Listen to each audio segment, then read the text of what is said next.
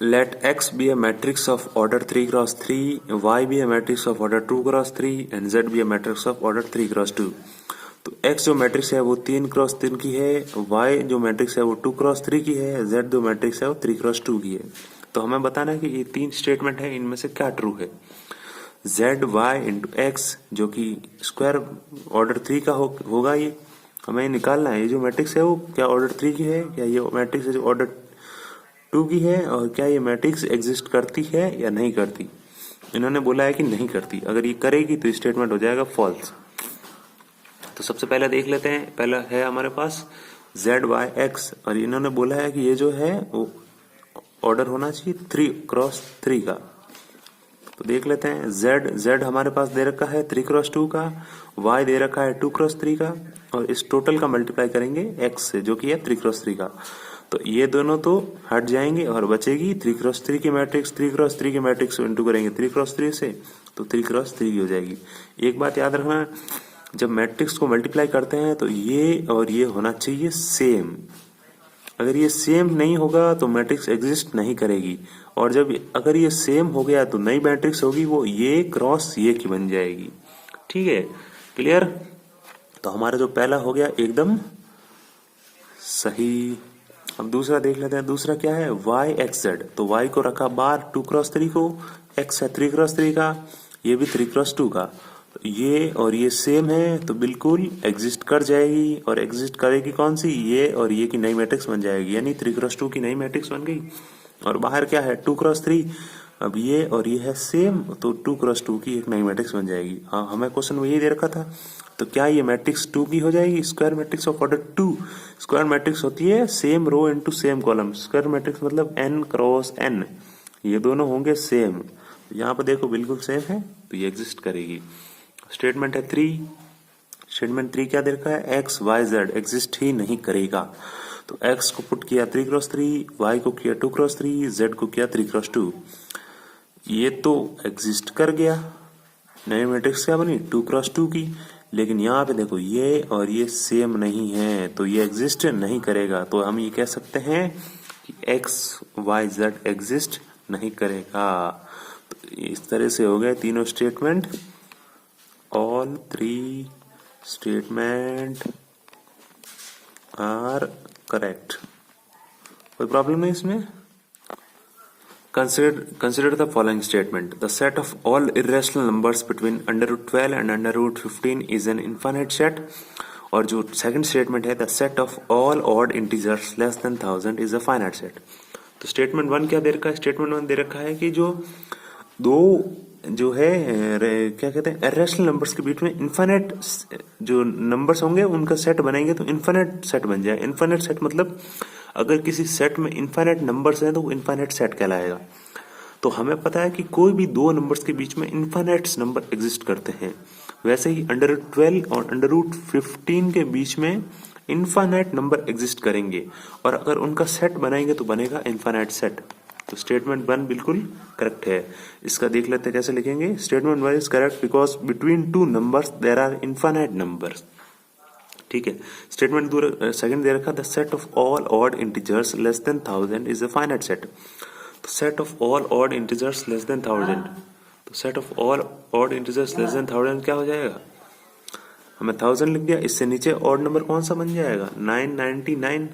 क्या ये ऑड है, बिल्कुल ऑड है। 997 ये ऑड है। ऐसे ही करते करते यहाँ पे आ जाएंगे 1, यहाँ पे जाएंगे पीछे पीछे इन्फिनिटी। तो ये माइनस इन्फिनिटी तक जा रहा है। अगर माइनस इन्फिनिटी तक जा रहा है तो इसका मतलब इसमें इनफाइनाइट नंबर है, और अगर किसी सेट में इनफाइनाइट नंबर्स है तो वो बन जाएगा इनफाइनाइट सेट। लेकिन क्वेश्चन बोल रहा है कि ये तो फाइनाइट सेट है, तो बिल्कुल क्वेश्चन गलत बोल रहा है। तो स्टेटमेंट 2 हो जाएगा इनकरेक्ट। ठीक है, तो statement 1 is correct and statement 2 is incorrect. Thank you so much. How many 4-digit numbers are there having all digits as odd? हमें पूछा है कि ऐसे कितने 4 डिजिट नंबर्स है। 4 डिजिट नंबर आपके जो नॉर्मल नंबर्स होते हैं वैसे नंबर्स, जैसे 6 5 4 2, तो ये क्या है एक 4 डिजिट नंबर है। तो ऐसे कितने 4 डिजिट नंबर है कि इनके जो सारे अंदर के डिजिट्स है वो हो जाएगी ऑड। तो सबसे पहले देख लेते हैं ऑड नंबर्स क्या होते हैं, 1 3 5 7 9। इसके अलावा कोई ऑड नंबर्स होते हैं क्या, नहीं। इसके अलावा जो ऑड नंबर्स बनते हैं इन्हीं को कंबाइन करके बनाया जाता है, ठीक है। तो हमें 4 डिजिट नंबर निकालना है। तो 4 डिजिट नंबर जैसे इस जो पहला नंबर होगा, कोई भी जो 4 डिजिट पहला कोई भी नंबर होगा उसमें हम इन पांचों डिजिट्स को भर सकते हैं। और रिपीटेशन यहाँ अलाउड है, हमें पूछा है रिपीटेशन, ऐसा नहीं है कि रिपीटेशन नॉट अलाउड लिखा है। जब नहीं लिखा तो हम रिपीटेशन अलाउड मानेंगे। इसमें भी 5 भर सकते हैं, इसमें भी 5 इनमें से कोई भी भर सकते हैं, इसमें भी इनमें से 5 भर सकते हैं, इसमें भी इनमें 5 भर सकते हैं। तो हमारे पास जो सीक्वेंस बनेगा वो 5 into 5 into 5 into 5 which is equal to 625। 625 numbers ऐसे होंगे जिनके जो सारे डिजिट्स होंगे वो होंगे odd. Thank you so much. Hello everyone, आज के वीडियो हम करने वाले हैं जेई मेंस का क्वेश्चन, वो भी 1 मिनट के अंदर। क्वेश्चन है, if omega not equals to 1 is a cube root of unity, then what is 1 plus omega minus omega square to the power 100 plus 1 minus omega plus omega square to the power 100 is equal to। तो सबसे पहले हम जानते हैं कि 1 plus omega plus omega square होता है 0 and omega cube की वैल्यू होती है 1, ठीक है। तो पहले इक्वेशन से हम क्या बना सकते हैं, 1 plus omega equal to minus omega square, इसको उधर भेज देंगे। और 1 plus omega equal omega square equal to minus omega, इसको इधर भेज देंगे। ये दो चीज हो गई क्लियर। अब आते हैं अपने क्वेश्चन पे। क्वेश्चन क्या दे रखा, 1 plus omega minus omega square to the power 100 plus 1 minus omega plus omega square to the power 100। तो इसमें प्लस और माइनस का डिफरेंस है, ठीक है। तो हम पहले 1 प्लस ओमेगा को कर देंगे minus omega square, sorry for inconvenience. 1 plus omega को कर देंगे माइनस ओमेगा स्क्वायर, ठीक है। एंड 1 प्लस ओमेगा स्क्वायर को कर देंगे माइनस ओमेगा, क्लियर है। 1 प्लस ओमेगा स्क्वायर को कर देंगे माइनस ओमेगा। हो गया यहाँ तक क्लियर। अब क्या बना हमारे पास, -2 omega square to the power 100 plus -2 omega to the power 100, ठीक है। -2 को ले लिया कॉमन और निकाल दिया बाहर, -2 टू द पावर 100 बाहर आ गया। अंदर क्या बचा, omega square to the power 100 plus omega to the power 100, clear है। तो हमें जब पावर्स को मल्टीप्लाई किया अंदर तो बचा omega to the power 200 plus omega to the power 100। अब पावर्स को करेंगे ब्रेक। मैंने ओमेगा की पावर 200 को क्या लिख दिया, ओमेगा की पावर 200 को मैंने लिख दिया ओमेगा स्क्वायर इंटू ओमेगा की पावर 198। जब बेस सेम होता है तो पावर हो जाती है ऐड। आई बात समझे, यहाँ तक क्लियर है। और ओमेगा की पावर 100 को लिख दिया मैंने ओमेगा इंटू ओमेगा की पावर 99। अब -2 टू द पावर 100 है बाहर, ठीक है। और ओमेगा की जो 198 है इसको मैंने लिख दिया ओमेगा क्यूब की पावर 99। और जो ये ओमेगा की क्यूब की पावर 99 इसको लिख दिया ओमेगा क्यूब की पावर 33।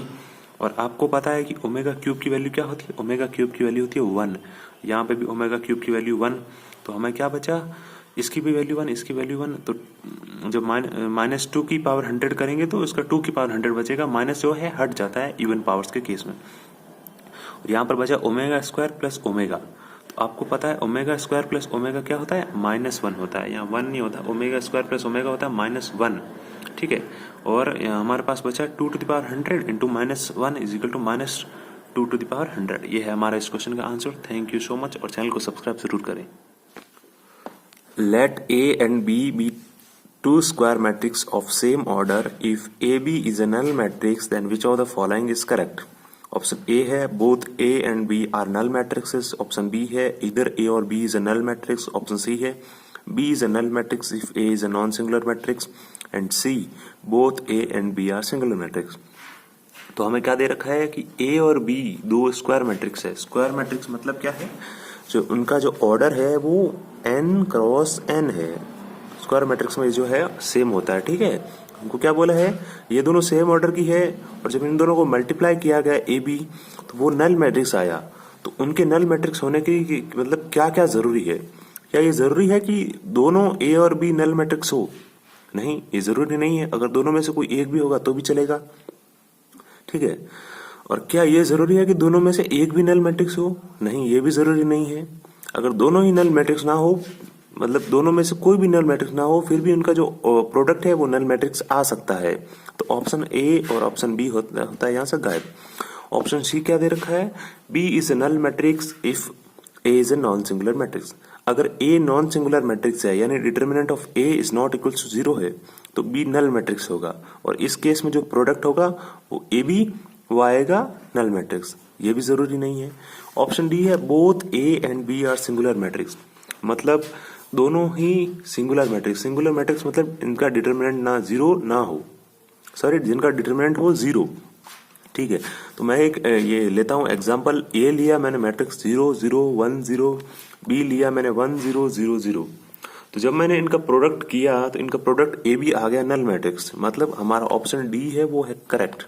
अगर दोनों ही सिंगुलर मैट्रिक्स हो तो उनका जो प्रोडक्ट है वो नल मैट्रिक्स आ सकता है। ठीक है, तो आई होप कि ये क्लियर है।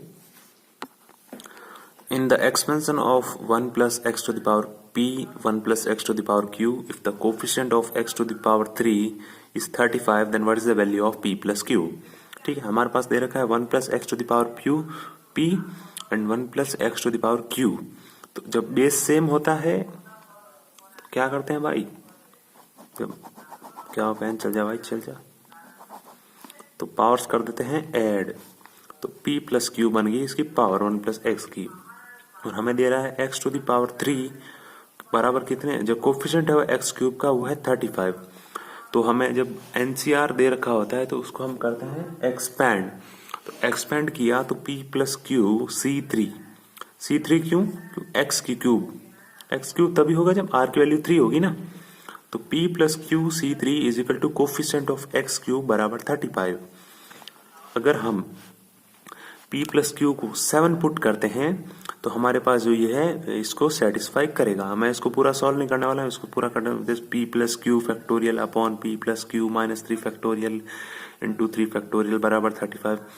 इतना सॉल्व करने की नहीं, मैं डायरेक्ट बता रहा हूँ p प्लस क्यू की वैल्यू क्या है 35। तो हमारा आंसर हो जाएगा 7। p प्लस क्यू को अगर 7 लेते हैं तो 7c3 equal to 7 factorial upon 4 factorial into 3 factorial. जब काटोगे तो ये 35 का बराबर आ जाएगा। ठीक है, तो आंसर कितना हो गया 7। If p times the pth term of an AP is equals to q times the qth term, then what is the value of p plus qth term. तो हमारी जो pth टर्म है वो p टाइम्स pth टर्म, मतलब जो pth term है उसको p से मल्टीप्लाई करेंगे इक्वल्स टू qth टर्म को q से मल्टीप्लाई करेंगे। ये बात हो रही है AP की जहां पर P Q के बराबर नहीं है। तो सबसे पहले हम क्या निकालेंगे, सबसे पहले हम निकालेंगे, सॉरी फॉर द इनकन्वीनियंस, तो सबसे पहले हम निकालेंगे pth term of AP। pth term of AP क्या हो जाएगा a plus n minus 1 a plus p minus 1 into D, क्योंकि an का फॉर्मूला होता है a plus n minus 1 into D. ठीक है, और हमें जब निकालनी है pth टर्म तो AP बराबर a plus P minus 1 into D यहाँ पे। ठीक है, qth टर्म भी AP निकाल देंगे इसी तरह से a plus Q minus 1 into D. हमें क्वेश्चन में दे रखा है कि p टाइम्स pth टर्म, तो यानी pth टर्म जो ये है 1 है, ये 2 है, pth टर्म को p से मल्टीप्लाई करेंगे बराबर qth टर्म को q से मल्टीप्लाई करेंगे, ये एक दूसरे के होंगी बराबर, सॉरी फॉर द नोटिफिकेशन, ये एक दूसरे के बराबर होगी। अब क्या किया, अब p को अंदर मल्टीप्लाई कर दिया तो AP बराबर P square into P into D, और यहाँ p जो q है अंदर मल्टीप्लाई कर दिया तो AQ बराबर Q square minus Q into D. अब क्या करेंगे, AP इन सबको भेजेंगे उधर, इन सबको नहीं सॉरी AP और AQ को भेजेंगे इधर, और जो p square minus P into D है इसको भेजेंगे इस साइड में। ठीक है, जब इनको एक दूसरे में भेजेंगे, यहाँ पे ले लिया हमने p कॉमन, पीछे बचा p माइनस क्यू बराबर, यहाँ पे हमने ले लिया d कॉमन और बचा Q square minus Q minus P square plus P. अब क्या किया, पी स्क्वायर को आगे लेके आ गए तो ये बन गया Q square minus P square minus P square, और यहाँ क्या है ए पी माइनस क्यू पहले से है, डी हम अब हम क्या कर रहे हैं, अब इसके अंदर से हम ये जो है इसके अंदर से हम पी माइनस क्यू कॉमन ले लेंगे, पी माइनस क्यू कॉमन ले लेंगे। ठीक है, पी माइनस क्यू कॉमन ले लेंगे तो क्या बचा हमारे पास अंदर बचा minus Q minus P plus 1। ठीक है, minus p minus q plus 1, तो a बराबर p माइनस क्यू यहाँ से कटा, p माइनस क्यू यहाँ से कटा, a की वैल्यू हमारे आ गई minus p minus q plus 1 into d, ये equation number 3।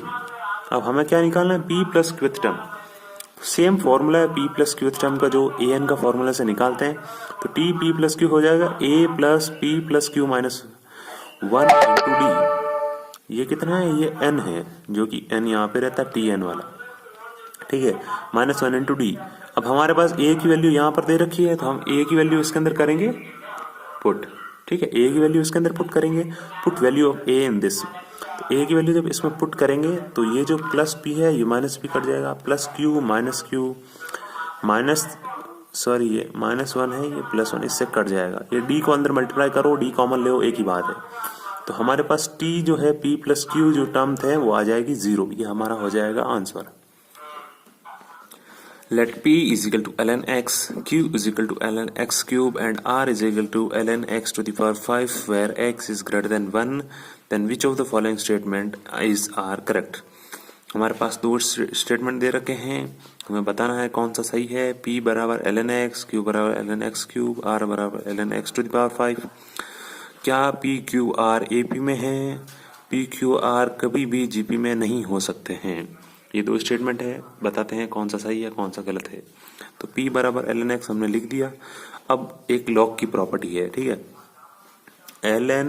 ln of x to the power n is equal to n ln x। ये प्रॉपर्टी सबको पता है या नहीं है? पता होनी चाहिए सबको। अगर ये प्रॉपर्टी नहीं पता तो ये क्वेश्चन सॉल्व नहीं हो पाएगा, ठीक है। नहीं पता थी तो मैंने बता दी। ये x टू द पावर है, ये कोई इसको ln की पावर मत समझ लेना, ठीक है, ठीक है, ये डिफरेंट है। ये x के जो ये अंदर दे रखा है ना, इसके ऊपर पावर है, ये लॉग के ऊपर पावर नहीं है, जो अंदर है इसके ऊपर पावर है, ठीक है। अब स्टेटमेंट 1 दे रखा है कि पी क्यू आर एपी में है, ठीक है। तो पी क्यू आर जब एपी में होंगे तो 2q is equal to P plus R, AP की जो है वो सेटिस्फाई होना चाहिए। अगर कोई भी चीज एपी में है तो उसकी मिडिल टर्म है twice of middle term is equal to first term plus third term, ये होता है। तो हमें क्या करना है, हम देखते हैं जो सेकंड टर्म है 2q 2 ln x बराबर ln x plus 5 ln x, ठीक है, ये लिख दिया। इस साइड में 6 ln x, इस साइड में 6 ln x, बिल्कुल ये जो है इक्वल है। इसका मतलब जो स्टेटमेंट 1 है वो ट्रू है। P Q are is in AP, statement 1 सही है। अब स्टेटमेंट 2 क्या दे रखा है? स्टेटमेंट 2 दे रखा है P Q are can never be in GP, P Q are कभी भी जीपी में नहीं हो सकते हैं। तो हम सबसे पहले क्या करेंगे, हम इनको जीपी में पुट करके देखेंगे। अगर ये सेटिस्फाई नहीं हुआ तो हम बोल देंगे कि भाई ये जीपी में नहीं है। तो जीपी का फॉर्मूला क्या होता है, सॉरी जीपी की जो है, अगर कुछ जीपी में है कोई भी सीरीज, तो उसकी जो क्या सेटिस्फाई करना चाहिए, क्यू स्क्वायर बराबर पी आर, ये होना चाहिए, ठीक है। जो स्क्वायर होता है सेकंड टर्म मिडिल टर्म का बराबर first term into third term. तो स्क्वायर मिडिल टर्म का स्क्वायर कर दिया 3 ln x ट्वाइस बार लिख दिया बराबर ln x into 5 ln x। अब जब इनको काट करेंगे, देखो ln x ये सब काट दिया तो 3 3 जा 9, 9 बराबर 5 नहीं होता है। स्टेटमेंट 2 क्या हो गया, इनकरेक्ट हो गया। हमने माना था कि ये जीपी में है लेकिन ये जीपी में नहीं निकला, तो हम ये बोलेंगे दिस स्टेटमेंट इज ट्रू। हमारे स्टेटमेंट था क्या कि ये जीपी में नहीं हो सकते हैं, तो बिल्कुल ये जीपी में नहीं हो सकते हैं। हमने इनको जीपी में मान के देख लिया। तो आई होप अब ये क्लियर है, both statement 1 and 2 are correct. If z equals to 1/3 और हमारे साथ इसके साथ एक डिटर्मिनेंट दे रखा है i 2i 1 2 3 2i 3i 3i equals to x plus I Y.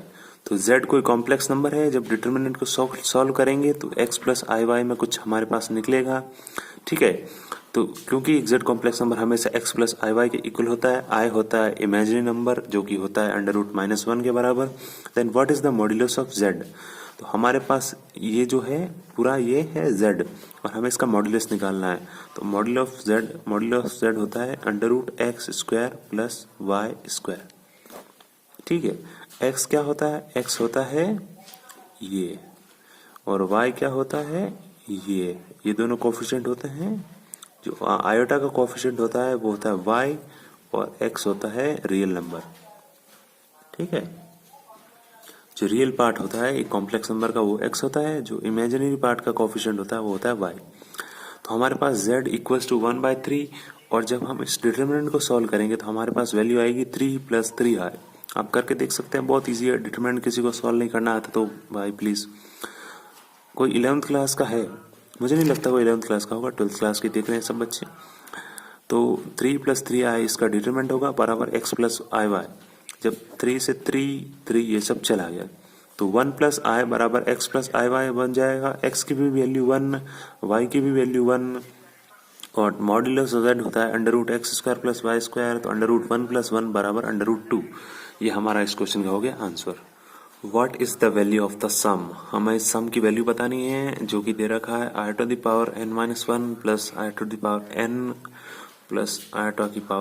+ 1, where n की वे जो है 1 से लेके 20 तक चलेगा।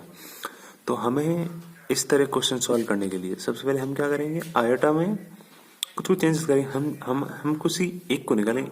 अगर इतना बड़ा सॉल्व करने जाएंगे तो पूरा दिन निकल जाएगा। तो हमें क्या करा, मैंने क्या किया, मैंने i⁻n को इसमें ले लिया कॉमन।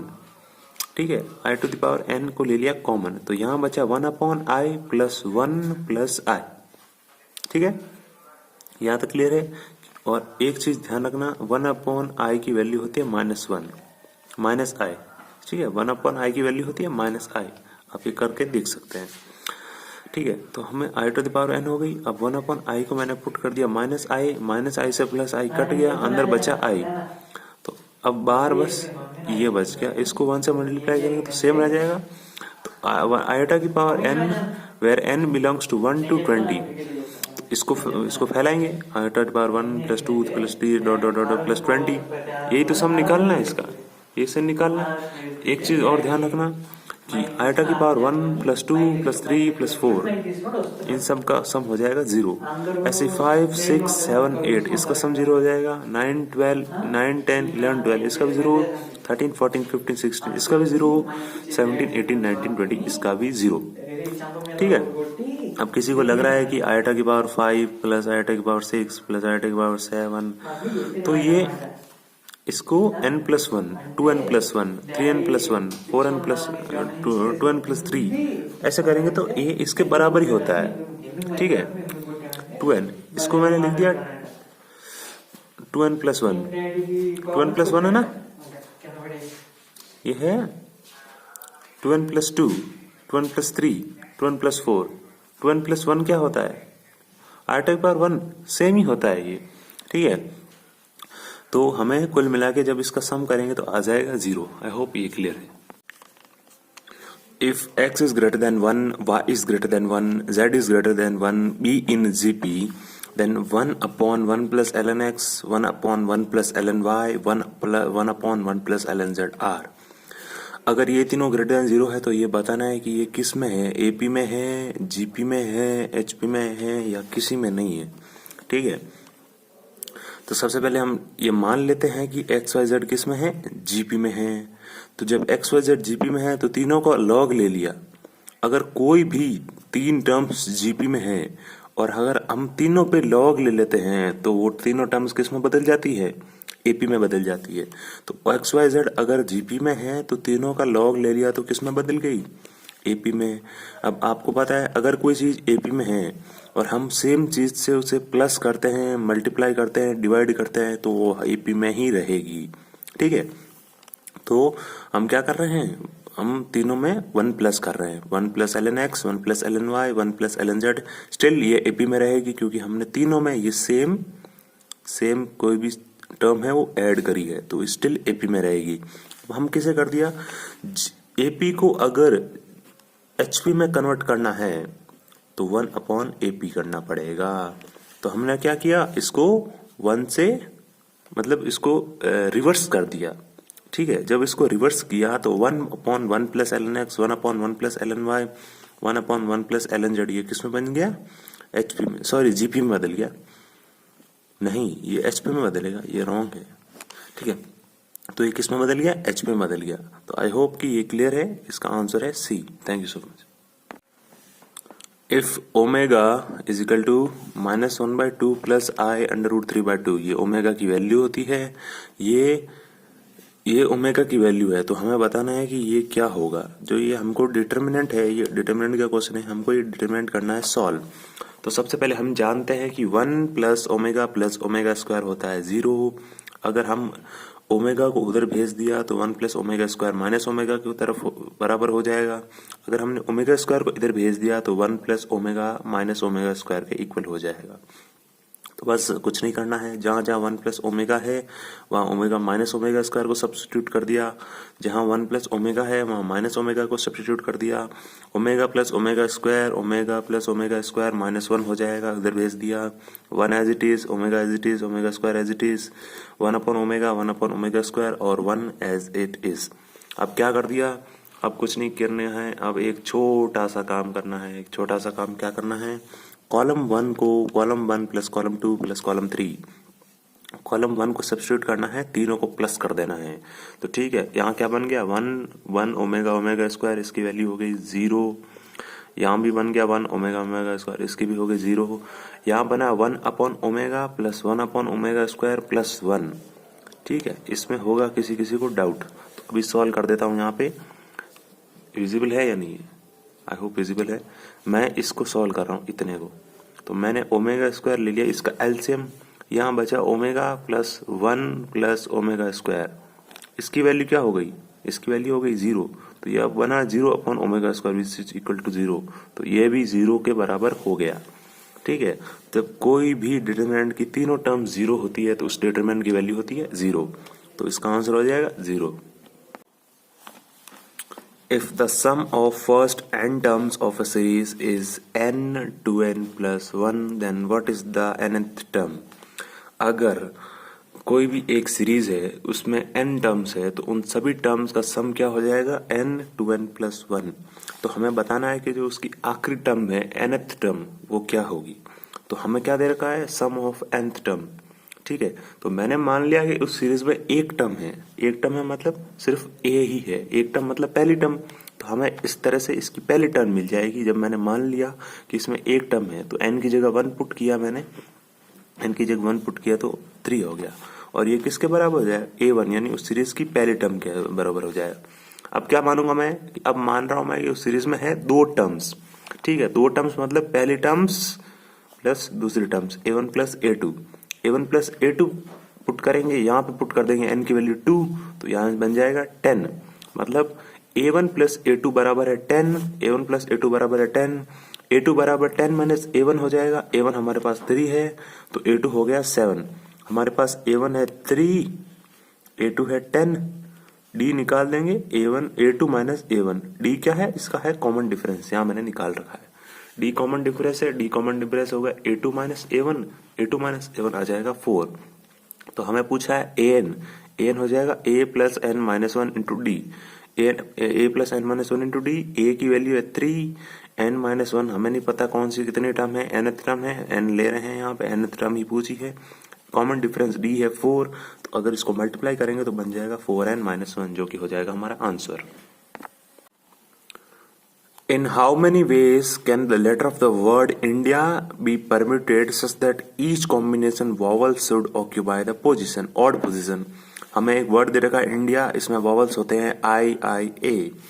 हमें बताया गया है कि जो वॉवल्स है हमेशा ऑड पोजीशन यानी 1, 3 और 5 पे आना चाहिए, ये तीनों यहाँ पे आने चाहिए। ठीक है, कॉन्सोनेंट्स इसमें है N और D। तो numbers of ways vowel should occupy, हमारे पास वॉवल्स है 3, और क्या कहते हैं जो रिपीटेशन है, वॉवल्स की रिपीटेशन है, क्योंकि 2 बार आ चुका है तो ये रिपीटेशन 2 फैक्टोरियल से इसको डिवाइड कर दिया, N2 कॉन्सोनेंट्स है 2। ठीक है, तो हमें इसको मल्टीप्लाई करेंगे तो इसका आंसर आ जाएगा 6। आई होप कि ये क्लियर है। The letter of the word equation arranged such that all the vowels as well as consonants together.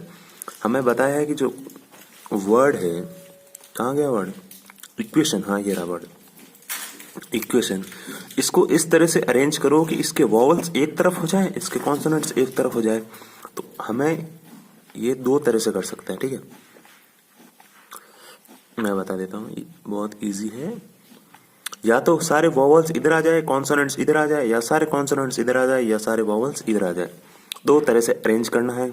हमें ये नहीं बताया है कि कौन से वॉवल्स किधर आने चाहिए, तो ये सारे वॉवल्स किधर भी आ सकते हैं।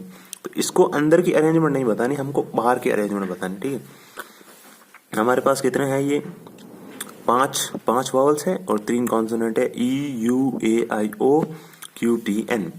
तो हमें 5 वावल्स है इंटू 3 कॉन्सोनेंट्स है इंटू उनको 2 तरह से अरेंज किया जा सकता है। ठीक है, आई होप कि ये क्लियर हो। जब इसको मल्टीप्लाई करेंगे तो इसका 3 फैक्टोरियल हो जाएगा 6, 5 फैक्टोरियल हो जाएगा 120, 2 फैक्टोरियल हो जाएगा 2, मल्टीप्लाई करेंगे तो 1440 इसका आंसर हो जाएगा। If n is the root of the equation x square plus px plus m equals to 0 and m is the root of the equation, इस इक्वेशन का रूट है n, एक रूट है, इस इक्वेशन के 2 रूट होंगे क्योंकि ये क्वाड्रेटिक इक्वेशन है, लेकिन हमें एक रूट दे रखा है n, ये इक्वेशन है, इसका एक रूट दे रखा है m, ये दोनों इस इक्वेशन के रूट है, तो हमें बताना है p plus m plus m n। तो अगर ये इस इक्वेशन का रूट है तो x की जगह मैं इसको पुट करूंगा तो ये 0 के बराबर सेटिस्फाई करना चाहिए। अगर ये इस इक्वेशन का रूट है तो चलो मैंने इसको n को x की जगह पुट कर दिया, ये बन गई इक्वेशन नंबर 1। अगर m इस इक्वेशन का रूट है तो x की जगह मैं इसको पुट कर सकता हूँ। ठीक है, तो मैंने इसको x की जगह पुट कर दिया, ये बराबर इक्वेशन नंबर 2 बन गई। हमें बोला है ये जो क्या बोला है, if n is a root equation equals to then what is the value of p plus m plus n। अब ये दोनों 0 के बराबर है, ये दोनों के 0 के बराबर है, तो ये दोनों एक दूसरे के इक्वल हो जाएंगे। मैंने इक्वल कर दिया, मैंने कुछ नहीं किया, n स्क्वायर को m स्क्वायर इधर भेज दिया, p वाली टर्म्स एक तरफ ले ली, n minus m p common ले लिया मैंने, इसको इधर भेज के प्लस m माइनस n। अब मैंने क्या किया, अब मैंने कुछ नहीं किया, a square minus B square का फॉर्मूला था a plus B a minus B plus n minus m as it is है, मैंने कुछ नहीं किया, यहाँ से माइनस कॉमन ले लिया, n माइनस m बच गया। अब क्या किया, अब कुछ नहीं किया, n माइनस m को कॉमन लेके इधर भेज के 0 के नीचे गया, वो हो गया 0। ठीक है, अब यहाँ क्या बचा मेरे पास, n प्लस m बच गया और बच गया p और बच गया -1। ठीक है, ये किसके बराबर है, 0 के बराबर है, तो n plus m plus p बराबर -1 को उधर भेजा 1 के बराबर है। ठीक है, ये दिख नहीं रहा था क्या, अच्छा मैंने ध्यान नहीं दिया स्क्रीन पे, ये देख लो यहाँ पे। ठीक है, आपको ये क्लियर है। इसको कुछ नहीं किया, इधर भेजा बस और कॉमन ले लिया इसको और इसको स्क्वायर को खोल दिया, और जब कॉमन लेके इधर कट गया ये तो, और पीछे क्या बचा, n प्लस m p और -1 जो कि 0 के बराबर है, और 1 को इधर भेज दिया तो ये आ गया इसका आंसर। आई होप कि ये क्लियर है। In how many ways can a student choose n-2 courses out of n courses if 2 courses are compulsory? अगर हमारे पास n नंबर ऑफ कोर्सेज हैं, उनमें से हमें n-2 कोर्सेज सेलेक्ट करने हैं और 2 कोर्सेज कंपलसरी है, मतलब हमारे पास टोटल नंबर n कोर्सेज हैं और n-2 सेलेक्ट करने हैं और 2 कंपलसरी है, तो हमें बचे कितने, हमारे पास n-2 कोर्सेज बचे क्योंकि 2 कंपलसरी है और हमें n-2 कोर्सेज में से n-2 सेलेक्ट करने हैं। आई बात समझ में, बता देता हूँ, नहीं आई तो। Number of ways can student choose n-2 courses of n courses. ठीक है, अगर n में से n-2 सेलेक्ट करना है तो इसका फॉर्मूला ये होता है, NCR होता है, NCR, R कितना है n-2 हमें सेलेक्ट करने हैं, लेकिन हमें बताया गया है 2 कंपलसरी है, तो 2 कंपलसरी है तो हम माइनस कर देंगे इसमें से भी 2 और इसमें से भी 2, तो नीचे बचा n-2 C n-4। ठीक है, n-2 C n-4, तो NCR is equal to NC n-R होता है, और इसी तरह से हम लिख सकते हैं n-2 C2।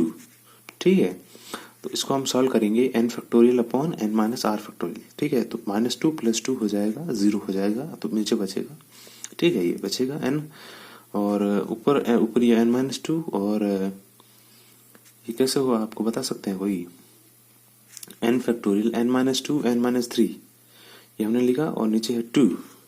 ठीक है, ये इसका आंसर है। If dn is equal to n 20 30 n square 40 50 n cube 60 70 then what is the value of D summation of dn where n equals to 1 to 4। कुछ नहीं करना है, इसको डिटरमिनेंट को सॉल्व करना है, सॉल्व करने के बाद जो आंसर आएगा उसमें n की वैल्यू 1 2 3 4 पुट करनी है।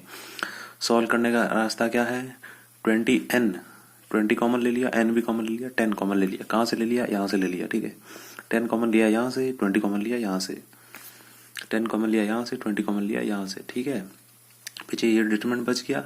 अब इस डिटरमिनेंट को रेगुलर डिटरमिनेंट की तरह सॉल्व करेंगे, बाहर इसको मल्टीप्लाई करेंगे तो 200n बच जाएगा। ठीक है, और जब अंदर वाले को सॉल्व करेंगे तो हमारे पास बनेगा ये, माइनस कॉमन लेने के बाद है ये, ठीक है, -200n n square minus 2n plus 1। ये क्या है, ये n माइनस 1 का होल स्क्वायर है, n माइनस 1 होल स्क्वायर है। dn is equal to -200n n minus 1 का होल स्क्वायर। नाउ हमें d1 plus d2 plus d3 plus d4 निकालना है, जो कि समेशन ऑफ dn होगा। जब n की वैल्यू 1 पुट करेंगे तो ये हो जाएगा 0, n की वैल्यू 2 पुट करेंगे तो माइनस यहाँ पे बचेगा 2 माइनस 1, 1 का स्क्वायर बचेगा। n की वैल्यू 3 पुट करेंगे तो ये बचेगा 4, n की वैल्यू 4 पुट करेंगे तो 3 का स्क्वायर होता है 9। ठीक है, ये सब कुछ बचा है यहाँ पे। जब इस टोटल को सम करेंगे तो अपने पास आंसर बचेगा -10,000, जो कि हमारा होगा answer. Consider the following in respect of the matrix P equals to, ये मैट्रिक्स दे रखी है, एंड Q इक्वल्स टू, ये मैट्रिक्स दे रखी है। तो हमें जो 3 स्टेटमेंट है वो बताना है कि क्या ये सही है या गलत है। PQ is an null matrix, QP is an identity matrix of order 3, PQ बराबर QP। तो सबसे पहले इसका जो सॉल्व करने की ट्रिक होती है, सबसे पहले यही है कि PQ और QP निकाल लो और फिर तीनों स्टेटमेंट को मैच करके देखो। PQ निकाला तो P इंटू Q किया तो 0 0 0, ये 0 मैट्रिक्स आ गई। जब QP निकाला तो वो भी 0 मैट्रिक्स आ गई। दोनों 0 मैट्रिक्स है तो हम कह सकते हैं PQ भी 0 मैट्रिक्स है और PQ इक्वल्स टू QP है, दोनों 0 मैट्रिक्स है। ये बताया गया है QP is an identity matrix of order 3, तो नहीं, QP एक 0 मैट्रिक्स है, तो ऑप्शन नंबर 1 और 3 है वो है करेक्ट। ठीक है, if P is a skew symmetric matrix of order 3, then what is the determinant of P is equal to। अगर P एक स्क्यू सिमेट्रिक मैट्रिक्स है तो डिटरमिनेंट ऑफ P बराबर 0 होगा। ये एक प्रॉपर्टी है जो कि आपको पता होनी चाहिए। If 4 sin inverse x plus cos inverse x बराबर पाई, then what is the sin inverse x plus 4 cos inverse x। हमें इसका आंसर बताना है। 4 sin inverse x cos inverse x बराबर पाई है, तो हम ये प्रॉपर्टी जानते हैं कि sin inverse x plus cos inverse x बराबर पाई बाय 2 होता है। cos इनवर्स x को जब sin इनवर्स x को इधर भेज देंगे तो cos इनवर्स x बराबर pi by 2 minus sin inverse x हो जाएगा। तो नाउ हम इसको यहाँ पे पुट करेंगे तो क्या कहेंगे, 4 sin इनवर्स x और cos इनवर्स x की जगह लिखेंगे pi by 2 minus sin inverse x बराबर पाई के बराबर है, और जब पाई बाय 2 को इधर भेजेंगे तो ये पाई बाय 2 के बराबर हो जाएगा। लेकिन हम ऐसा नहीं करेंगे, हम क्या करेंगे, हम ये देखते इन दोनों का सम पाई के कब बराबर कब होगा। इन दोनों का सम पाई के बराबर तभी होगा जब ये भी पाई बाय 2 होगा, ये भी पाई बाय 2 होगा। पाई बाय 2 और पाई बाय 2 का सम होगा ये। ठीक है, तो हम ये कहेंगे 3 sin इनवर्स x बराबर pi by 2, sin inverse x बराबर पाई बाय 6। एक सेकंड, ऐसा क्यों हुआ, नहीं ऐसा नहीं किया हमने। ठीक है, ये बचा 3 sin इनवर्स x और ये पाई बाय 2 जाके इधर पाई बाय 2 बन गया। 3 sin इनवर्स x बराबर pi by 2, sin inverse x बराबर पाई बाय 6 और x बराबर 1 बाय 2 बन गया। जब x की वैल्यू 1 बाय 2 मिल गई तो हम ये इसका आंसर निकालेंगे। ठीक है, हम इसका आंसर निकालेंगे sin inverse x plus 4 cos inverse x और sin inverse 1 by 2 cos inverse 1 by 2, तो ये बचेगा pi by 6 plus 4 into pi by 3 और पाई प्लस 8 पाई बाय 6, जो कि होगा 9 पाई बाय 6, और इसको हम लिख सकते हैं 3 पाई बाय 2, जो कि होगा हमारा आंसर।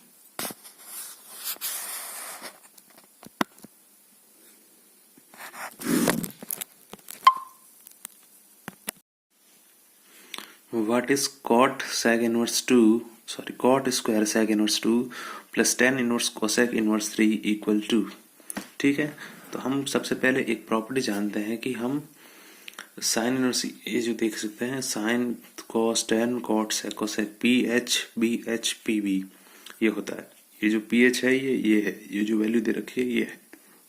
सर यहाँ पे जो कोसेक इनवर्स है कोसेक थीटा है तो ये H/P है, यानी 3/1। हाइपोटेनस है 3 और जो है जो परपेंडिकुलर है वो है 1 यूनिट।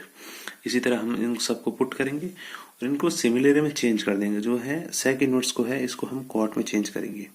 सेक इनवर्स क्या दे रखा है, 2 दे रखा है, तो जो ये है H2 हो गया, बेस हो गया 1, और जब हम इसको hypotenuse square is equal to perpendicular square plus base square से निकालेंगे तो इसकी वैल्यू √3 आ जाएगी। तो cot square cot inverse 1/√3 plus tan square, और जो कोसेक इनवर्स है इसको भी हमने 10 में चेंज कर दिया। ठीक है, अब क्या करना रह गया, अब नेक्स्ट क्या है, अब नेक्स्ट यही है कि हमने इसको स्क्वायर कर दिया पूरे को, कॉट से कॉट कट गया, जो 1/√3 है इसका स्क्वायर बच गया, और जो 1/√8 है इसका भी स्क्वायर बच गया। ठीक है, आप इसको कैसे लिख सकते हो, स्क्वायर कहाँ से आया बताऊं? ठीक है, ये दो देखा है, मैं इसको ऐसे भी तो लिख सकता हूँ कि कॉट और कॉट इनवर्स 1/√3 का होल स्क्वायर, ये भी तो एक फॉर्मूला है, कॉट से कॉट कट गया और 1/√3 का होल स्क्वायर यहाँ पे बच गया। इसी तरह सॉल्व किया और जब इन दोनों का एलसीएम लिया तो हमारे पास ऑप्शन आ गया 11/24। In a triangle ABC, A by cos A, B by cos B, C by cos B, ABC ये ABC नहीं है, ये दूसरे ABC है। Then what is the area of the triangle if A is equal to 6 centimetre. हमें इस triangle का area निकालना है, हमें ये दे रखा है, तो हम साइन रूल जानते हैं। साइन रूल क्या होता है? A/cos A, B/cos B, C/cos C बराबर K होता है। तो A बराबर K साइन A, B बराबर K साइन B, C बराबर K साइन C होता है। ठीक है, तो हम A को K साइन A लिखते हैं, B को K साइन B, C को K साइन C।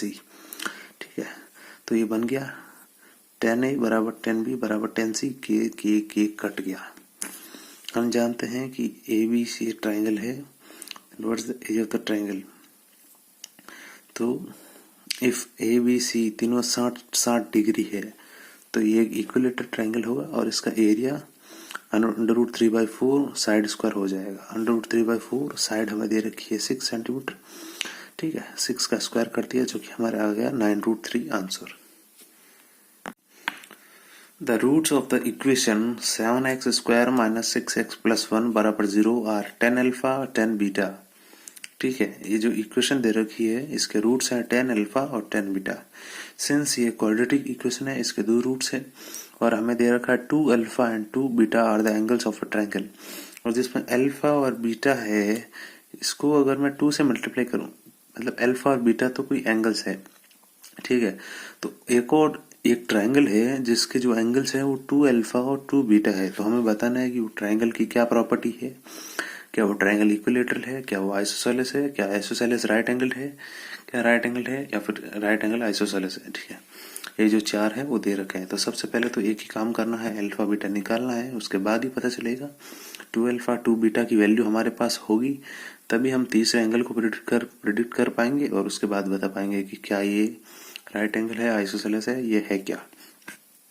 तो हमारे पास ये क्वाड्रेटिक इक्वेशन है। अगर ये tan अल्फा और tan बीटा इसके रूट है तो हमें एक बात पता है कि कोई भी क्वाड्रेटिक इक्वेशन होती है तो जो बीच वाली वैल्यू होती है, ये जो होती है सम ऑफ द रूट्स होती है -b/a।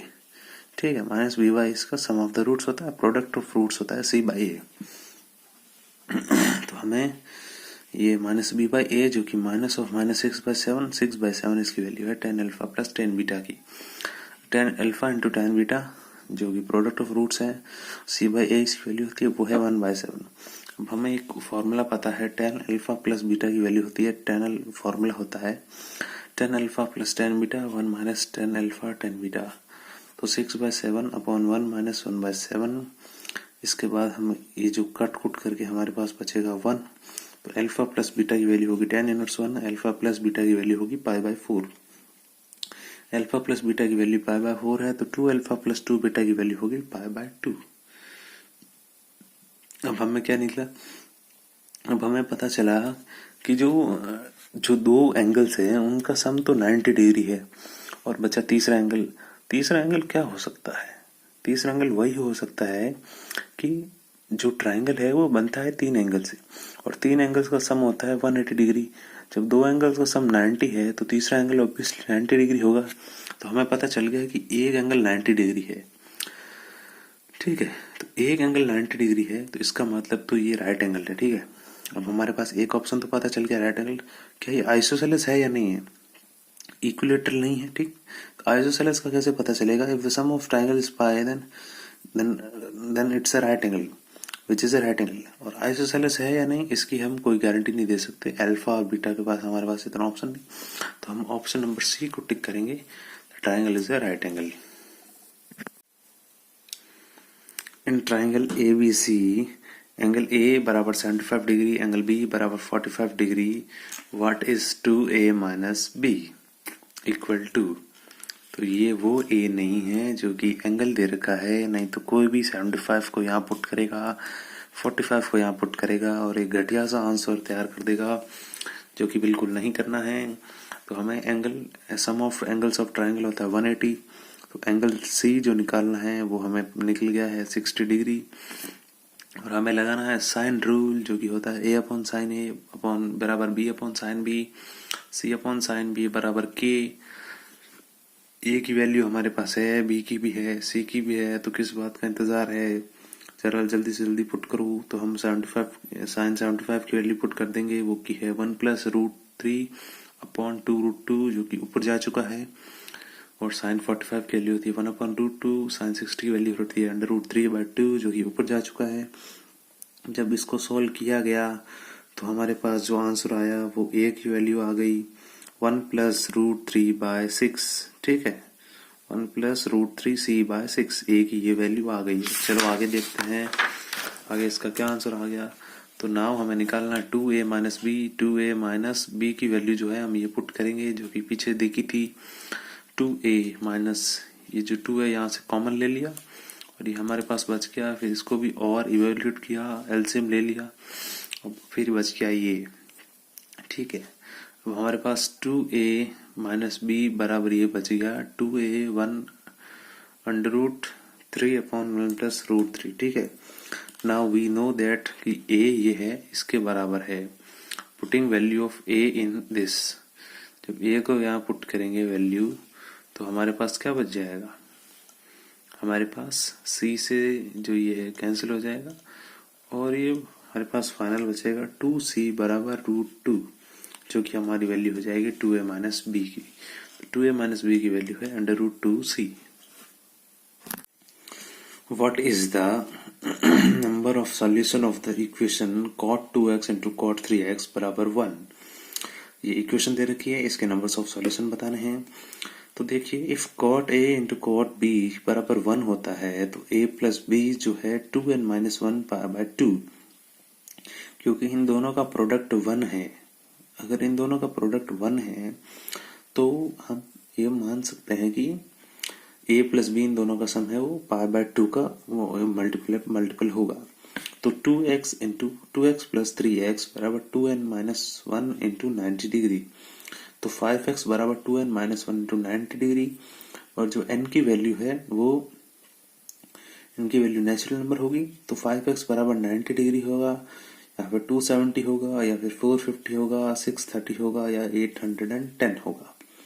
क्यों होगा ऐसा कुछ, क्योंकि जो हमारे पास जो x की वैल्यू है वो 0 से 180 के बीच में रहने वाली है, ठीक है। तो नंबर ऑफ सॉल्यूशन हो गए 5। What is the general solution of cos to the power 100x minus sin to the power 100x बराबर 1।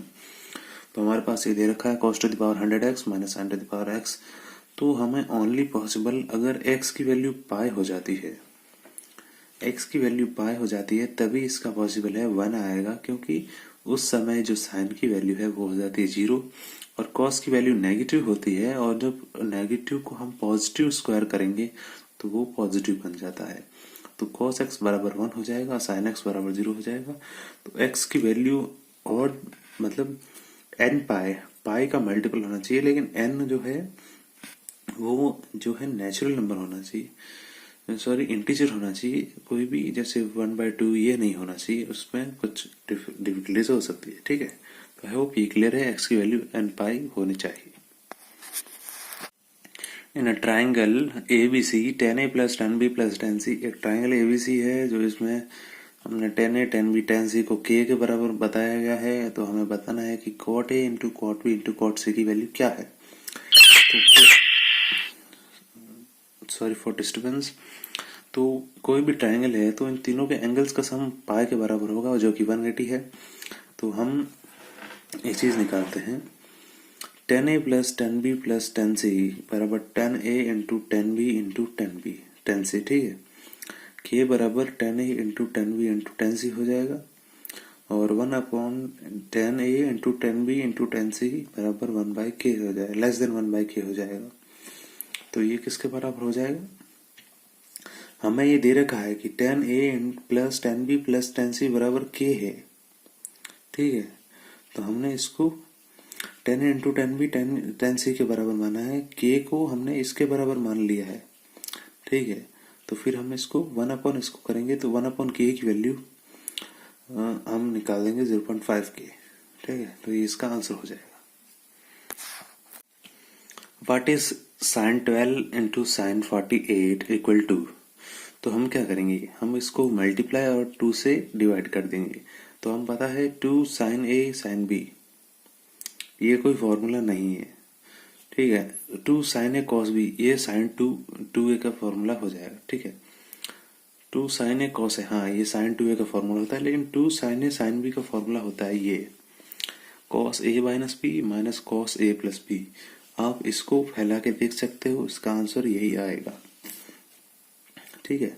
तो हम इसका ऑप्शन निकाल देते हैं 1/2 cos A minus B 12 minus 48 minus cos A plus B 12 plus 48, इसका हो जाएगा -36, इसका हो जाएगा -60। 1/2 cos 36 माइनस cos 60 इसका फाइनल हो जाएगा, क्योंकि cos minus theta cos theta के बराबर ही होता है, ठीक है। 1/2 cos 36 का जो वैल्यू होती है वो होती है √5 प्लस 1/4, और cos 60 की वैल्यू होती है 1/2, क्योंकि बीच में माइनस है। जब इसका एलसीएम लेके सॉल्व किया जाएगा तो इसका फाइनल आंसर आएगा √5 माइनस 1/8, जो कि इसका होगा answer. What is cos 17 minus sin 17 upon cos 17 plus sin 17? तो करना क्या है, divide and multiply by cos 17। अगर आप डिवाइड करोगे तो डिवाइड और मल्टीप्लाई करना है, डिवाइड मल्टीप्लाई मतलब यहाँ भी cos 17 यहाँ भी cos 17, ठीक है। एक cos 17 उसके नीचे लगे, इसके नीचे लगे, तो फॉर्मूला बचेगा 1 माइनस tan 17, क्योंकि sin 17 बाय cos 17 होता है tan 17। नीचे बचेगा 1 प्लस tan 17, ये फॉर्मूला होता है tan A माइनस B का, ठीक है। नहीं सॉरी, tan 45 माइनस थीटा का फॉर्मूला होता है ये।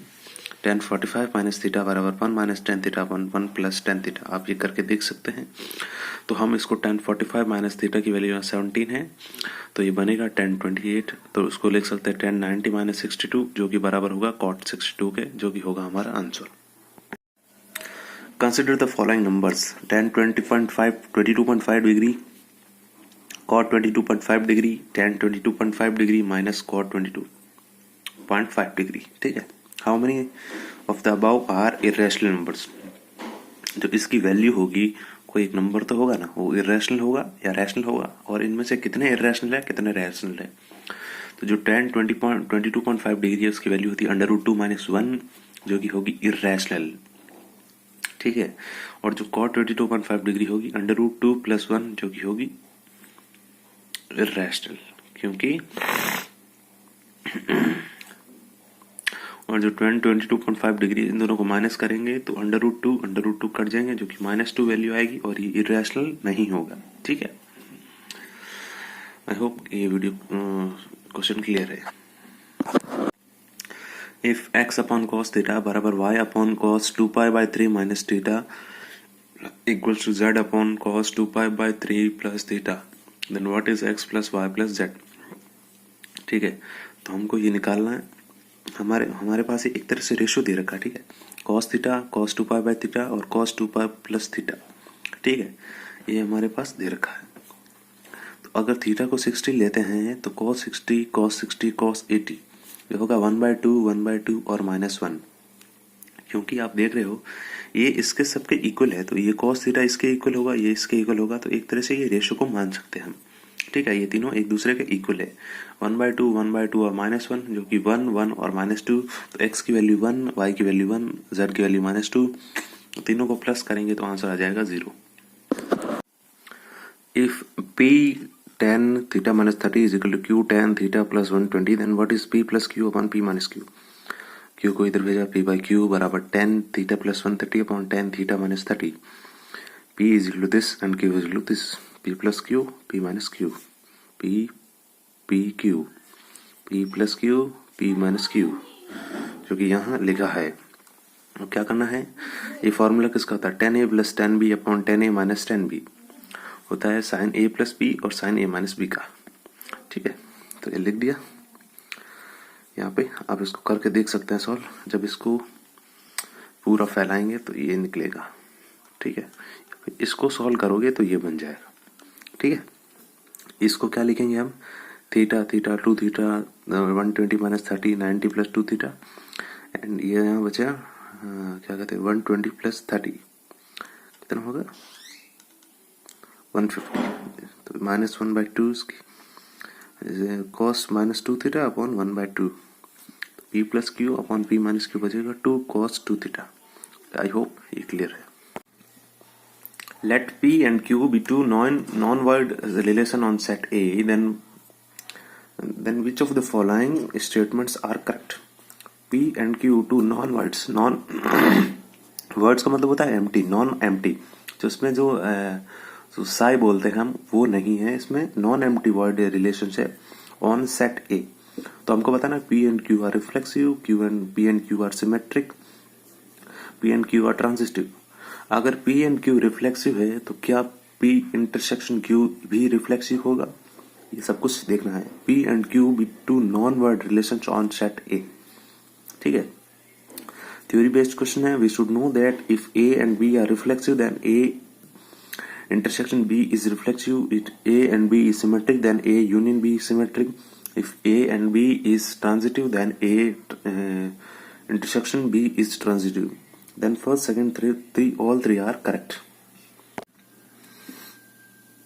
If A and B are two non-empty sets having 10 elements in common, then how many elements do A cross B and B cross A have common? A and B are two non-empty sets having 10 elements in common। A और B में 10 elements common है, तो बताना है A cross B और B cross A में कितने common होंगे। तो अगर n A इंटरसेक्शन B 10 है तो वो नंबर ऑफ जो A cross B and B cross A जो कॉमन होंगे वो n स्क्वायर होगा, जो कि होगा 10 का स्क्वायर, वो को 100।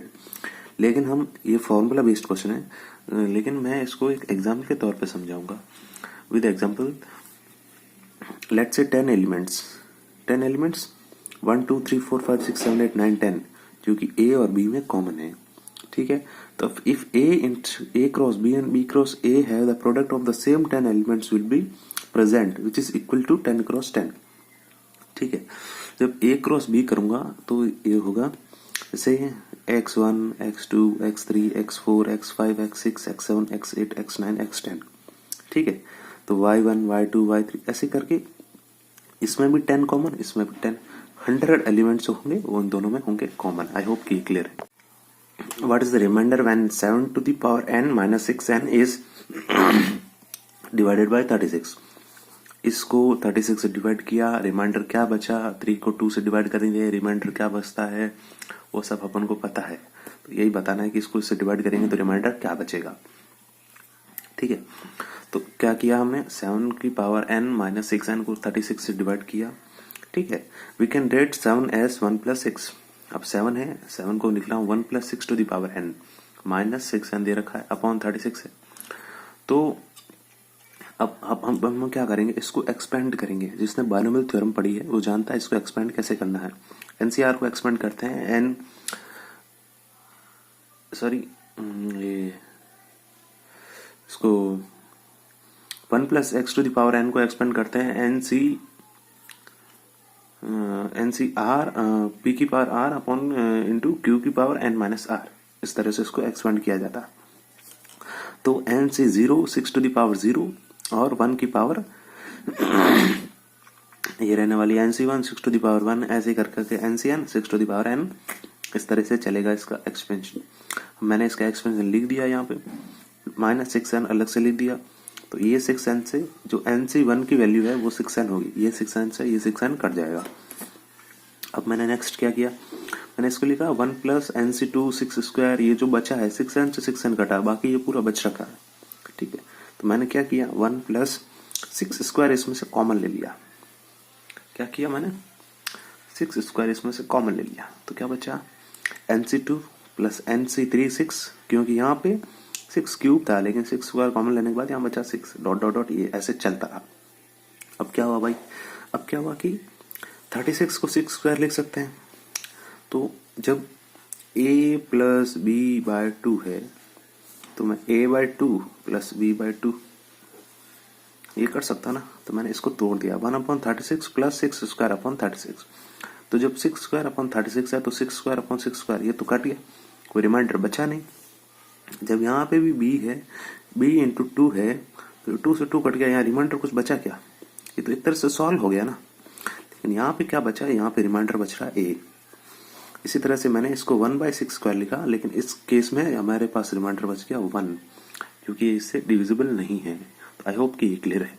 What is the maximum number of possible points, एक second, what is the maximum number of possible points of intersection of 4 straight lines and a circle। और नीचे एक पॉइंट दे रखा है, intersection is between lines as well as circle and lines. तो बताना है एक सर्कल है 4 लाइंस है, तो मैक्सिमम इंटरसेक्शन पॉइंट्स उसमें कितने होंगे। इंटरसेक्शन किस में बीच में होगा, लाइंस और बीच में हो सकता है, और लाइन और सर्कल के बीच में भी हो सकता है। तो क्या करना है, number of points of intersection with the help of line. 4 lines है 4C2, एक लाइंस एक सर्कल के पास कितने इंटरसेक्शन कर देती है, 2 पॉइंट्स इंटरसेक्ट करती है। अगर एक से है ये पॉइंट और ये पॉइंट 2 पॉइंट पे इंटरसेक्ट करती है ना। Number of point of intersection with the help of circle and line, तो 1C1 इंटू 4C1 इंटू 2, ठीक है, क्योंकि हर लाइन सर्कल को 2 बार टच करेगी, तो ये इस तरह से करेंगे। तो मैक्सिमम नंबर ऑफ पॉसिबल क्या होगा, 4C2 प्लस 8, तो ये हो जाएगा 6 प्लस 8 जो कि होगा, एक सेकंड क्लियर नहीं, हाँ ये देखिए इसका आंसर होगा 6 प्लस 8 जो कि होगा 14। आई होप कि ये क्लियर है। In an AP the ratio of the sum of the first p terms to the sum of first q terms is p square by q square, then which of the following is correct.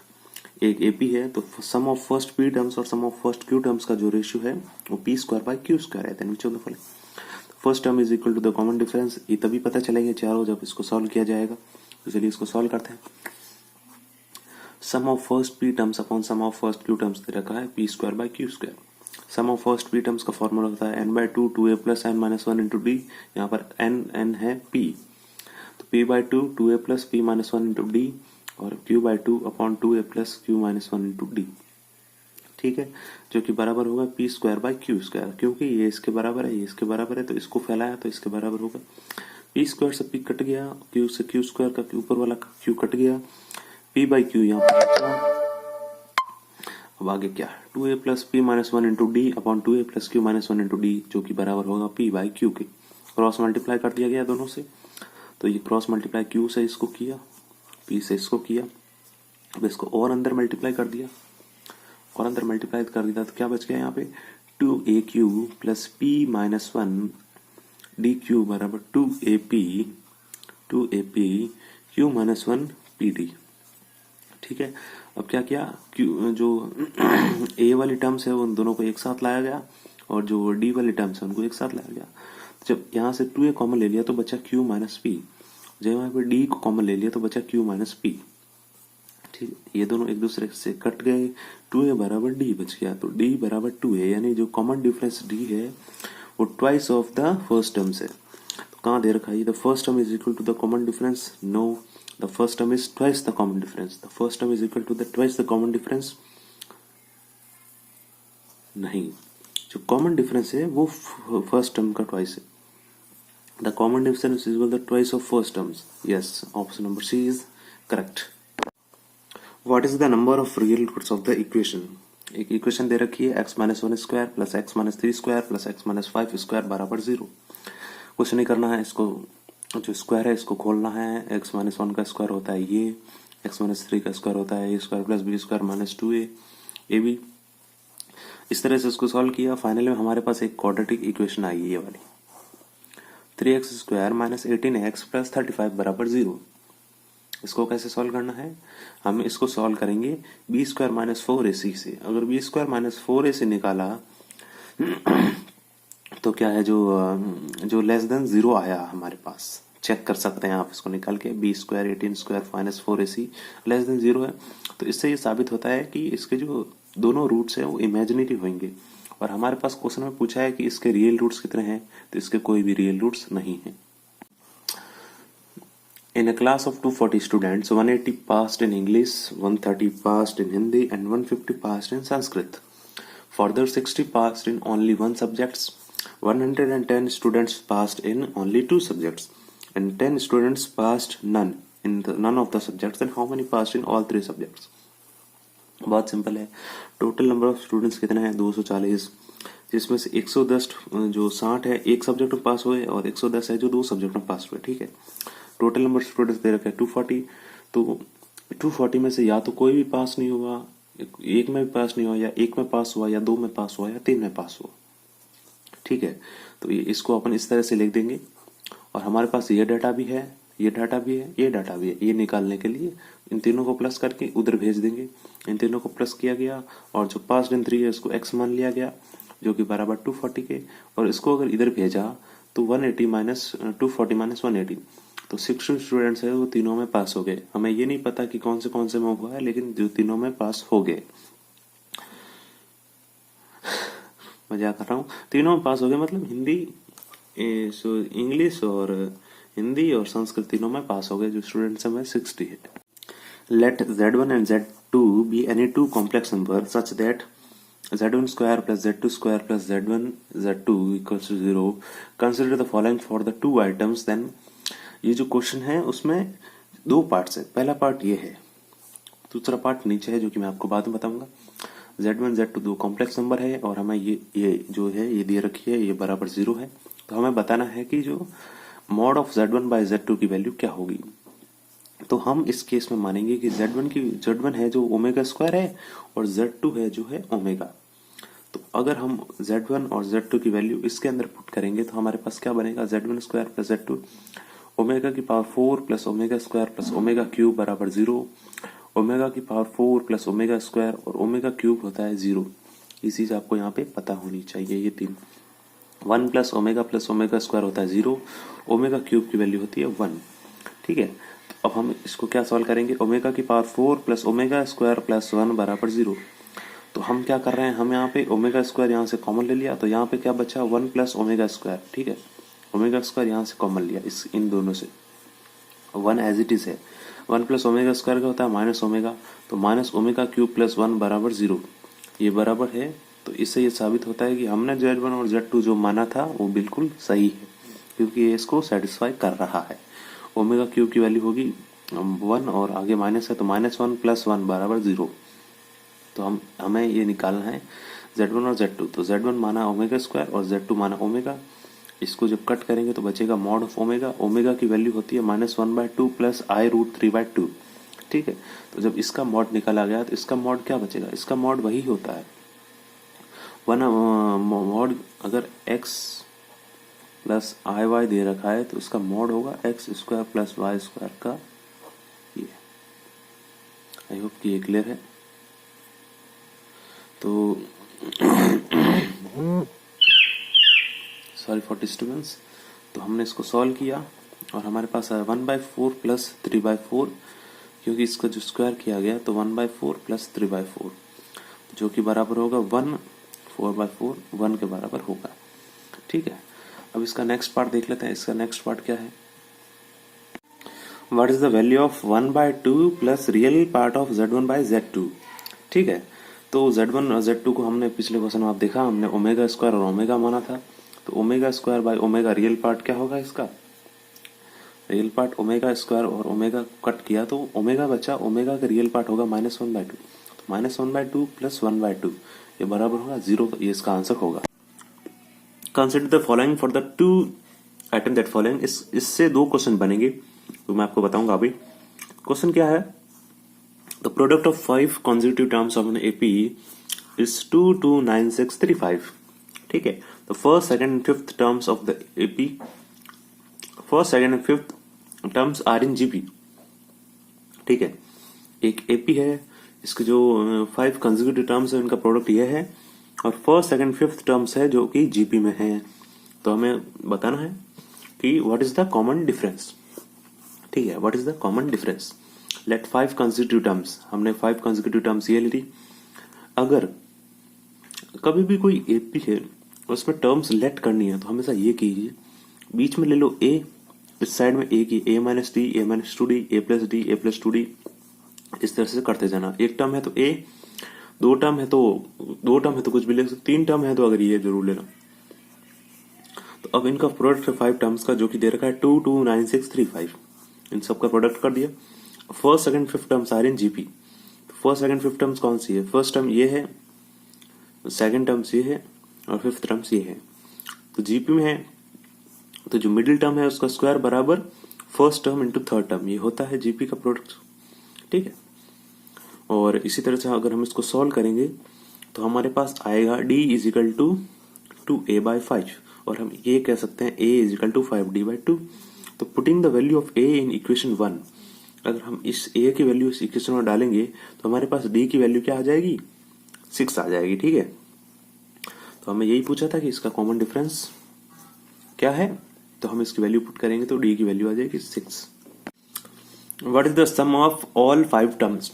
हमारा जो previous question है इसी का part था, उसमें हमने d की value 6 निकाली थी और हमसे पूछा है कि सम ऑफ ऑल 5 टर्म्स। तो हमारे पास जो 5 टर्म्स हमने लेट की थी 1 2 3 4 5, ठीक है, इन पांचों का सम पूछा है। तो हम सम ऑफ 5 टर्म्स अगर इन सब को सम करेंगे तो ये 5a के बराबर आएगा। a की वैल्यू हमने निकाली थी 5d बाई 2 और d की वैल्यू हमारे पास आई थी 6। तो इसको यहाँ पे पुट किया तो हमारे पास आंसर आ गया 75। Consider the following for 2 items that follow. 2 question है। तो सबसे पहले हमको दे रखा है लेट 8 प्लस 3 रूट 7 की power 20 is equal to u plus v and 8 minus 3 root 7 की power 20 is equal to w, where u is an integer and जो v है वो 0 से 1 के बीच में है। हमें बताना है v प्लस w क्या होगा, और एक और बताना है कि u plus v into w क्या होगा। ये 2 क्वेश्चन एक साथ हम सॉल्व कर रहे हैं अभी। तो हम after putting value of under root 7 and 3 root 7 we get w which is greater than 0 and less than 1। तो हम ये कहाँ पे पुट कर रहे हैं? हम ये इसके अंदर पुट करेंगे, ये यहाँ पे अंडर रूट 7 की वैल्यू पे यहाँ पे पुट करेंगे हम। तो हमारे पास जो w की वैल्यू आएगी वो 0 और 1 के बीच में आएगी। आप सॉल्व करके देख सकते हैं। और इन द क्वेश्चन हमें दे रखा है पहले से कि जो v है वो 0 से 1 के बीच में है, तो v प्लस w जो है 0 और 2 के बीच में रहेगा। और हमें जो क्वेश्चन में ऑप्शन दे रखे हैं उस हिसाब से only option D will satisfy. जो v प्लस w है उसकी वैल्यू होगी 1। ठीक है। आप अगर ये सॉल्व कर रहे हैं तो आपके पास बुक होगी या फिर जो क्वेश्चन होगा उसमें से आप देख के कर रहे हैं।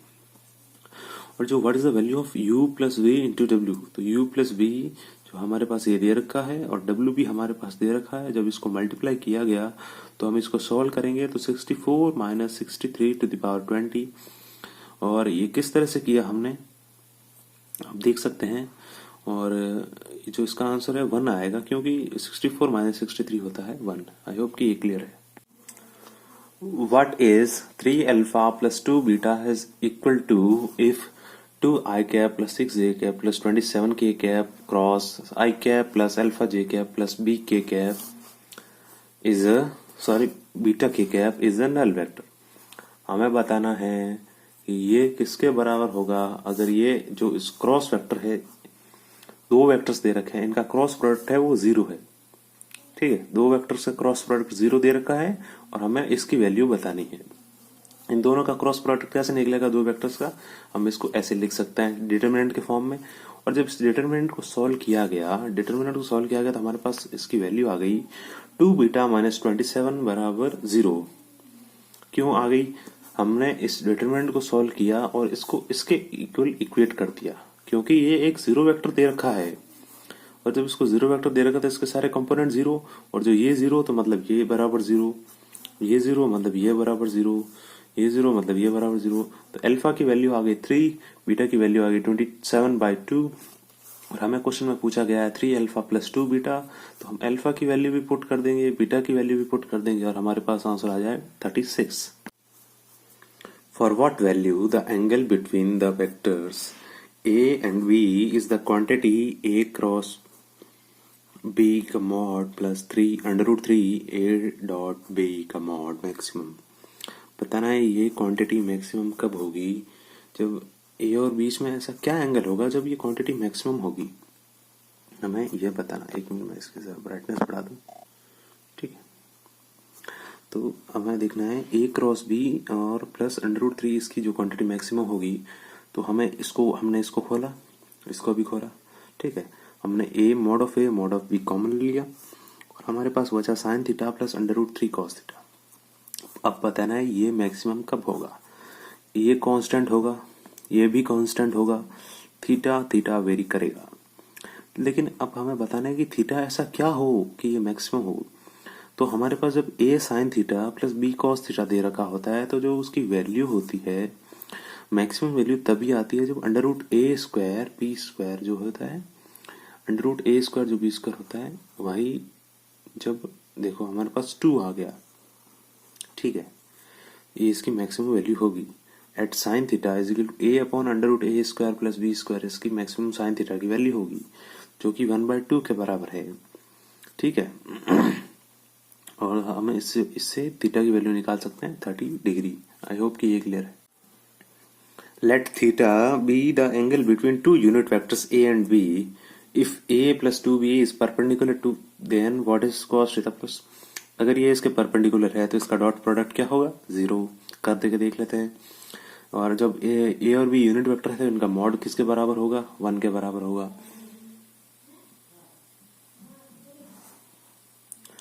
तो 5a² इसको खोला, अंदर मल्टीप्लाई किया, 5a² minus 4ab plus 10ab minus 8b², ठीक है। इससे हमने निकाला 5 मॉड ऑफ a 1 होगा, 5 प्लस 6ab माइनस 8 बराबर 0, 6ab बराबर 3, a डॉट b बराबर 1/2, a डॉट b होता है mod of a mod of b cos theta, mod of a mod of b है 1 तो cos थीटा बराबर हो जाएगा 1/2। इससे थीटा की वैल्यू निकल के आती है 60 डिग्री। आई होप कि ये क्लियर है। Consider the following for the 2 items that follow. अभी ये जो क्वेश्चन दे रखा है उसके बेस पे हम 2 क्वेश्चन पूछ रखे हैं। क्वेश्चन में हमारे पास एक बहुत ही बड़ी इक्वेशन दे रखी है और हमें बताना है, हमें क्या पूछा गया है, एक second, are equal to a² not हमें, हाँ ये पूछा है, हमें जो इक्वेशन दे रखी है ये किसके बराबर होगी और बता रखा है कि a² not equal to b² not equal to c²। Which of the following statement is correct. तो हमें दे रखा है roots are equal to b² minus 4ac बराबर 0। हमें दे रखे हैं कि इसके रूट्स इक्वल हैं, तो जो b² माइनस 4ac होगा वो 0 के बराबर होगा। और इससे हम b², ये जो b है इसका स्क्वायर माइनस 4ac बराबर 0 करेंगे। और जब इसको सॉल्व किया जाएगा तो हमारे पास आएगा a 1/a² 1/c² बराबर 2/b²। ये एक HP है, इसको अपोजिट करेंगे तो a² b² c² are in HP, अगर ये AB में है तो, ठीक है। नेक्स्ट क्वेश्चन क्या है, which of the following is the root of the equation. इस इक्वेशन का रूट क्या होगा।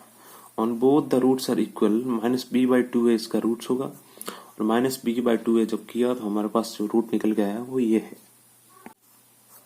Consider the following for the 2 items that follow. इसके बेसिस पे 2 क्वेश्चन पूछे गए हैं। हमारे पास एक मैट्रिक्स दे रखी है और हमको बताना है a into adjoint of a क्या होगा। तो a into adjoint of a होता है determinant of a into i। तो यहाँ से हम इस जो मैट्रिक्स है इसका डिटरमिनेंट निकालेंगे, जो कि हमारे पास निकल गया है 1, और 1 इंटू i होता है i। तो हमारे पास जो इसका आंसर निकल गया है वो ये है। इसके बेसिस पे एक और क्वेश्चन पूछा गया है, what is a inverse is equal to. a inverse होता है 1 upon determinant of a into adjoint of a।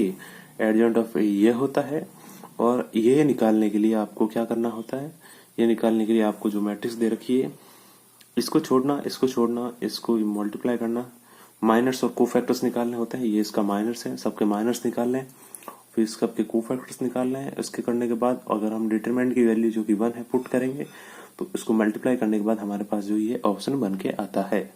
I hope कि क्लियर है।